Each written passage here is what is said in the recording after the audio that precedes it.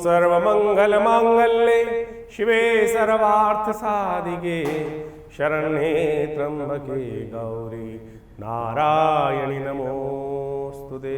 खड्गं चक्रगदे सुचापपरिघां शूलं भुशुण्डिं शिरा शङ्खं सन्ददधिं करैस्त्रिनयनां सर्वाङ्गभूषावृतां नीलास्मद्युतिमासपाददशकां सेवे महाकालिकां यामास्तौ स्वपिते हरौ कमलजो हन्तुं मधुं कैटभम्। 16 तारीख बृहस्पतिवार का अवसर, द्वितीय तिथि विद्यमान है और इस दिन ग्रहों का परिवर्तन का योग, गजकेसरी योग आगे बढ़ते दिखाई दे रहे हैं। पूरी तरह से आपकी राशि के दृष्टिकोण से कई स्थितियाँ ऐसी होंगी कि बहुत सारी चीज़ों में सही पत्ते डालने से सही लाभ प्राप्ति के योग बन सकते हैं। अब सही मसाले डालोगे तो सही सब्जी बनेगी, इस बात को मान लो। और गलत वक्त अच्छा चलते हुए मसाले गलत डालोगे तो फिर सामान अच्छा बनने का कोई दीर है नहीं। पत्ते ठीक, कार्य ठीक, बिल्कुल युक्त तरीके से कार्य करने। इस वक्त बृहस्पति चंद्रमा आपकी राशि में आप पर प्रभाव डालते दिखाई दे रहे हैं, लेकिन यदि आप उसमें आहुति ठीक नहीं देंगे तो कैसे स्थिति बनेगी। शनि महाराज आपकी राशि में इस वक्त हर स्थिति में कहीं ना कहीं अपना प्रवेश करते दिखाई दें, चाहे बुद्धि में, चाहे धर्म में, या कहीं ना कहीं पराक्रम में। हर जगह शनि का डंडा कहीं ना कहीं परेशान करता दिखाई दे रहा है। आलस, कहीं ना कहीं स्थिति ऐसी है कि अच्छा करते हैं, सोचते हैं, विचार करते हैं, अरे करने का दिन है। इस वक्त तो आगे बढ़ने का दिन दिखाई देता है। नेगेटिव सोच की ज़रूरत ही नहीं है आपकी राशि के दृष्टिकोण से। नेगेटिव सोच आई नहीं कि चीज़ें सब कुछ खराब हो जाती है। परमात्मा की आराधना करते हुए शास्त्र में कहा जाता है कि श्रद्धा विश्वास को दृढ़ रखना चाहिए। श्रद्धा विश्वास कहीं ना कहीं डगमगाया तो कहीं ना कहीं स्थिति आपके हाथ से बाहर निकल जाएगी। तो इस बात का ध्यान रखते हुए कार्य करें। ग्रह बिल्कुल उचित अवस्था में चल रहे हैं, लेकिन आपका विश्वास जो है वो कहीं ना कहीं जो है वो मलिन होता दिखाई दे रहा है। तो आप कहीं ना कहीं रुचि आपकी जो है ना, जो कहीं ना कहीं इंटरेस्ट जो है वो कहीं ना कहीं कमज़ोर पड़ता दिखाई दे रहा है। तो इंटरेस्ट डेवलप करने के लिए, टेस्ट को डेवलप करने का आपको प्रयास करना चाहिए। ये बृहस्पति का प्रभाव है, इसको समझ लो तो बहुत अच्छा रहेगा। 17 तारीख का दिन। मकर राशि वालों को एक बात और समझनी चाहिए कि 16 तारीख को सूर्य परिवर्तन की तरफ जा रहे हैं, और ये सूर्य का परिवर्तन आपकी राशि में जो होने जा रहा है वो एक तरह से ग्रहों की स्थिति को बिल्कुल उलटता दिखाई देगा। सूर्य अपने प्रभाव को लेकर आकर दिखाई दे रहा है। या 16 तारीख को ये आने वाले 30 दिन के लिए सूर्य का परिवर्तन होना दिखाई दे रहा है। ये बहुत विचित्र भाव लेकर आ रहा है। बृहस्पति को अस्त कर देगा। जो नई उम्मीद वाला ग्रह था वो कहीं ना कहीं अस्त हो रहा है, और 12 साल बाद बृहस्पति महाराज आपकी राशि में, आपके सामने राशि के सम्मुख आकर विराजमान हुए। जो नई नई उम्मीदों को जगाने का प्रयास कर रहे थे, चीज़ों को ठीक करने का प्रयास कर रहे थे, और 1.5 महीने में ही वो कहीं ना कहीं अस्त अवस्था में चले गए।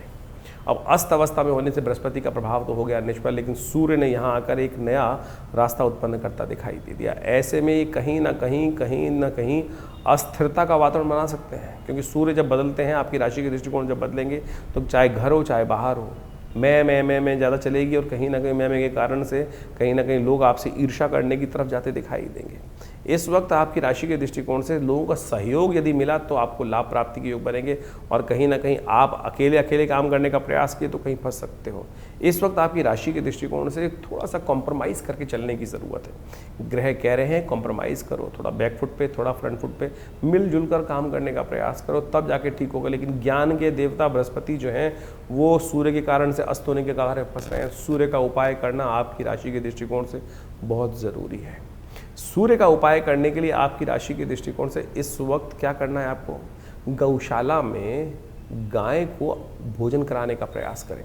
यदि लाल गाय मिल सके तो बहुत श्रेष्ठ रहेगी आपकी राशि के दृष्टिकोण से। इस वक्त आपको एक काम और करना चाहिए। हर रोज़ एक काम करें, भगवान सूर्य को दूध के द्वारा अर्घ देने का प्रयास करें। थोड़ा जल में दूध डाल दें 2 चम्मच के आसपास, और फिर भगवान सूर्य को उसका अर्घ देने का प्रयास करें। ये कहीं ना कहीं सूर्य के प्रभाव को कम करेगा, और सूर्य का जितना प्रभाव आपकी राशि में ज़्यादा बढ़ेगा वो कहीं ना कहीं आपके लिए कुछ न कुछ भयंकर विप्लवकारी योग बनाकर तैयार करता दिखाएगा। वर्चस्व जरूर बढ़ाएगा, सम्मान बढ़ाने के योग बनाएगा, अपने तेज को बढ़ाने का प्रयास करेगा। लेकिन बृहस्पति के अस्त होने के कारण से ये सूर्य थोड़े से नेगेटिव हो रहे हैं। ये जो उपाय बताए हैं इनको अच्छे से करने का प्रयास कीजिए। 16 तारीख को जो सूर्य ने परिवर्तन किया है, सूर्य महाराज जो बुध के घर से निकल कर चंद्रमा के घर में प्रवेश कर रहे हैं, और उस दिन ग्रहों का परिवर्तन जो साफ साफ दिखाई दे रहा है, सूर्य के परिवर्तन के साथ साथ बहुत विशेष ग्रहों का योग बनता दिखाई दे रहा है। इस दिन यदि देखा जाए ग्रहों के परिवर्तन का योग जिस प्रकार का है कि सूर्य के साथ चंद्रमा, बृहस्पति सब विराजमान होकर एक साथ ही सूर्य का स्वागत करने के लिए तत्पर हो रहे हैं। और ऐसे में सूर्य कुछ नया योग बनाकर बहुत बढ़िया से कुछ ना कुछ स्थितियों को परिवर्तन करने के लिए अपना पुरजोर प्रयास करता दिखाई देगा। सूर्य जब परिवर्तन की तरफ जाते हैं, सूर्य जब उगते हैं तो कहा जाता है कि सब चीज़ों को अस्त कर देते हैं। इन दिनों सूर्य के साथ जिस राशि में जा रहे हैं सूर्य, वहाँ उच्च के होकर बृहस्पति पूर्ण प्रकाश के साथ विद्यमान थे, लेकिन वो भी सूर्य के परिवर्तन के साथ साथ अस्त होने की स्थिति में चले जाएंगे। तो ऐसे में सूर्य का ये परिवर्तन बृहस्पति को जो अस्त कर रहा है, सूर्य राजा हैं और राजा के आगे जब ज्ञान का देवता यदि अस्त हो जाए तो कई बार कोई समस्या भी उत्पन्न करने के योग बनाता है। सूर्य का परिवर्तन तो अपना प्रभाव दिखा ही रहा है, लेकिन सूर्य ने जो बृहस्पति को अस्त किया है वो एक विचारणीय विषय जरूर बनता दिखाई दे रहा है। 25 दिन तक करीब बृहस्पति अस्त रहेंगे ऐसे में, और ऐसे में सूर्य बृहस्पति की युति के साथ जो बृहस्पति का अस्त होना है वो कहीं ना कहीं विचारणीय है, और उसको ठीक करने का लगातार आपको कार्य करने का प्रयास करना चाहिए। देव योग से इस समय में जब ये सूर्य परिवर्तन की तरफ जा रहे हैं, ऐसे में गुप्त नवरात्रि का योग बनकर तैयार हो रहा है और आगे सावन का महीना भी आने वाला है, गुरु पूर्णिमा आने वाली है। तो यानी आप यदि अध्यात्म का सहारा लेने का प्रयास करें तो ये बृहस्पति जो आध्यात्मिक देवता हैं उनके अस्त होने का प्रभाव निष्क्रिय हो सकता है, नहीं तो कहीं ना कहीं बुद्धि का बल्ब अस्त होने के योग बनाएगा ये ग्रह। ये सब ग्रहों का योगा योग चल रहा है, तो इस समय में आपको कुछ खास उपाय, एक सबसे बड़ा उपाय जो करना चाहिए वो तो नित्यपति भगवान सूर्य का दर्शन कर कर उनको अर्घ देने का प्रयास कीजिए। नित्यपति भगवान सूर्य के मंत्र का जप करें, ओम घृणी सूर्य आदित्याय नमः। और जिस दिन ये संक्रांति का योग बन रहा है, कर्क संक्रांति के दिन, कहा जाता है जल का दान अवश्य करना चाहिए। 2 घड़ों में जल भरकर कहीं भी किसी मंदिर इत्यादि में दान करने का प्रयास करना चाहिए। छाता, आषाढ़ का महीना, कभी धूप कभी छाँव, कभी बादल कभी बरसात, कभी आंधी कभी तूफान, इस प्रकार का रहता है। तो ऐसे में छाते का दान करना शास्त्र के दृष्टिकोण से बड़ा श्रेष्ठ कहा गया। जूतों का दान करना भी अमावस्या के दिन, और तो और आटा इत्यादि अन्न इत्यादि का दान करना शास्त्र के दृष्टिकोण से बड़ा ही श्रेष्ठ कहा जाता है। यदि बृहस्पति, क्योंकि बृहस्पति के साथ में योग बना रहे हैं, तो ऐसे में घी का दान करना भी अपने कष्टों को निवृत्त, शास्त्र के दृष्टिकोण समझें। बहुत सारे लोग उपहास करते हुए कई बार आपके मन में शंकाएं डालने का प्रयास करते हैं कि ज्योतिष के अंदर जो ग्रहों का निदान है वो क्या बताया गया, मंत्र जप, दान या औषध, 3 चीज़ों का ही उपयोग शास्त्र में वर्णित है। बाकी सब तो अनेक अनेक प्रकार से लोग अपने अपने मतानुसार करते रहते हैं। लेकिन यदि आप ये जो हमने औषधि का भी वर्णन किया, दान का भी वर्णन किया, मंत्र का भी वर्णन किया, इसके अनुसार से कार्य करने का प्रयास करोगे तो बड़ा श्रेष्ठ रहेगा, और ये परिवर्तन जो हो रहा है उसका लाभ भी आपको अवश्य प्राप्त होने के योग बन जाएंगे। तो इस प्रकार से ग्रहों का प्रभाव आपने बहुत डिटेल में हमने आपको समझाने का प्रयास किया। दिन पर दिन ग्रहों का परिवर्तन किस प्रकार से हो रहा है। देखिए, ज्योतिष के दृष्टिकोण से कई प्रकार की पद्धतियां हमारे ज्योतिष विज्ञान में बताई गई हैं। कई प्रकार की कुंडलियां बनती हैं, चंद्र कुंडली, सूर्य कुंडली, लग्न कुंडली, कारकान, शांत कारक, इसके बाद षोडश वर्ग इत्यादि विभिन्न प्रकार की, वो बहुत ही मायने रखती हैं। कई लोगों के अंदर ये बात हमारे इस कार्यक्रम को सुनकर लगेगा कि केवल हम ज्योतिष को राशियों के अनुसार से ही बांट रहे हैं, लेकिन जन साधारण के समक्ष रखने के लिए ज्योतिष की राशि का एक प्रभाव जो है वो आपके समक्ष हमने रखा है। लेकिन पूर्णतः ज्योतिष को समझने के लिए, आपकी जन्मपत्री को, आपके जीवन की दिनचर्या को समझने के लिए पूरा चार्ट चाहिए, पूरी डिटेल चाहिए, जन्म का समय चाहिए, डिटेल्स चाहिए।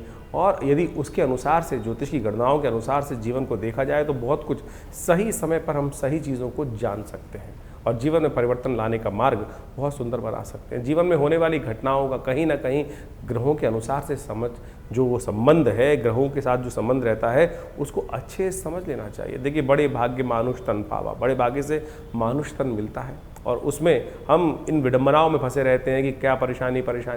ज्योतिष का आविष्कार, ज्योतिष के सृजन इसीलिए किया गया है कि समय, बड़े भाग्य मानुष तन पावा, कि एक बार जन्म मिला है और उसको हम ठीक सही से जो अपने पूर्व जन्म में कृत्य कर्म है उनसे बचते हुए, उन दुष्कर्मों से बचते हुए शुभ कर्म की तरफ कब कौन सा कर्म कैसे करना है, टाइम बर्बाद ना हो, जिससे समय बर्बाद ना हो, उस चीज़ को समझकर कार्य करने का हमें प्रयास करना चाहिए। इसलिए ज्योतिष का ज्ञान अवश्य लेने का प्रयास करना चाहिए। भविष्य में कब कौन से मोड़ पर किस प्रकार का जीवन में कार्य हमारे समक्ष आने वाला है, कौन सा कर्म कहाँ किस प्रकार से आएगा, और दुष्कर्म से बचने के लिए किस प्रकार का कर्म हम कर लें तो कैसे भार कट सकता है, ये ज्योतिष की ग्रह गणना बहुत आसानी से हमें बता सकती है। तो इसके अनुसार से आप सोचें, समय समय पर हम विभिन्न प्रकार के कर्म करते हैं, उससे जीवन में दुर्भाग्य सौभाग्य में परिवर्तित हो जाता है। जैसे आजकल गुप्त नवरात्रे चल रहे हैं, गुप्त नवरात्रों में कहा जाता है माँ भगवती दुर्गा की आराधना यदि श्रद्धा के साथ कर ली जाए, ना कोई ज़्यादा ड्रामेबाजी करने की ज़रूरत नहीं, ना शो ऑफ करने की ज़रूरत है, क्या ना कोई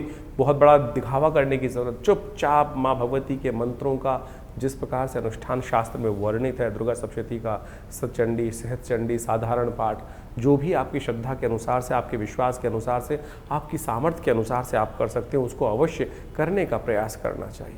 जीवन में बड़े बड़े कष्ट कट जाते हैं, बहुत बढ़िया जीवन में घटना घट जाती हैं। बहुत सारे लोग समय समय पर जीवन में आते रहते हैं, समय में देखते रहते हैं, कष्ट जीवन में आ रहे हैं, विवाह नहीं हो रहा है लोगों का, बहुत सारे कष्ट देखने को मिले। अभी कुछ दिन पहले कई लोग आश्रम पे आते ही रहते हैं, बहुत सारे। एक ऐसा ही केस आया हमारे पास में ही थे, करीब 20-30 साल से जानते थे, उनके कोई रिश्तेदार थे, वो आए, जीवन जन्मपत्री देखने को मिला। जन्मपत्री में कुछ भी ऐसा दोष दिखाई नहीं दे रहा था, लेकिन उनकी वार्तालाप से लगा कि उनके स्वप्न में बार बार उनके पूर्वज कहीं ना कहीं उनको दिखाई दे रहे हैं। तो हमने कहा एक काम करें, गायत्री का आप जप करें, गायत्री का 1.25 लाख जप करें, अनुष्ठान करें, गायत्री का 1.25 लाख जप कर अपने पितरों के निवृत्ति के लिए, जो कहा जाता है कि ऋण मुक्ति के लिए ये कार्य में सबसे श्रेष्ठ है, उसको करें। और सत्य माने 2 महीने में पहले उस कार्य को किया गया, करा उन्होंने, और उसके बाद अभी 10 दिन पहले मेरे को फ़ोन आया कि हमारे बच्चे का संबंध स्थापित हो गया। सत्य माने ये भार कटता है। ज्योतिष की काल गणनाएं आपके जीवन में सत्य को लाने के लिए, कष्ट को निवृत्त करने के लिए सुंदर सुयोग बनाती है। ऐसे हजारों जो तरीके हैं, जो उदाहरण हैं, वो हमारे जीवन में कई बार हमको देखने को मिलते हैं और बार बार हम आपके समक्ष रखते हैं। तो इसलिए इन प्रत्यक्ष कर्मों को, अनुष्ठान, मंत्र जप इत्यादि को अपने जीवन में स्थान देने का प्रयास करना चाहिए। जैसा हमने कहा, गुप्त नवरात्रि का सुंदर योग चल रहा है, कोशिश करें अपने घर में बैठकर जैसा हो सके मंत्र भगवती का सर्वमंगल मांगल्य, या देवी सर्वभूतेषु बुद्धि रूपिणी संस्थिता, जो भी ओम आईं ह्रीं क्लीं चामुंडाय विचे, जो भी मंत्र आपको याद है उनका यथाउचित भाव से नित्य प्रति स्मरण करें। नहीं तो हमारे आश्रम पर आप सादर आमंत्रित हैं। इस अनुष्ठान में जो समय पर चलता रहता है उसमें आइए, जुड़िए। पूरा गुप्त नवरात्रि, बस वैसे तो आश्रम पर नित्य प्रति 8 घंटे यज्ञ होता ही है, हर रविवार को सामूहिक यज्ञ भी होता है, लेकिन समय समय पर जो ये बड़े बड़े उत्सव आते हैं, गुप्त नवरात्रि, शारदीय नवरात्रि, चैत्री नवरात्रि, और उसके अलावा अभी सावन का सुंदर सुयोग आने वाला है, इसमें नित्य प्रति रुद्राभिषेक का कार्यक्रम रहेगा। शतचंडी का अभी सुंदर कार्यक्रम चल ही रहा है इन गुप्त नवरात्रियों में। कोशिश ये करें माँ भगवती दुर्गा के सानिध्य में बैठकर, माँ भगवती के चमत्कारिक श्री विग्रह के सानिध्य में बैठकर इन यज्ञों का लाभ लें। यज्ञ जो है संसार का सर्वश्रेष्ठ कर्म है, यज्ञो वै श्रेष्ठतम कर्म।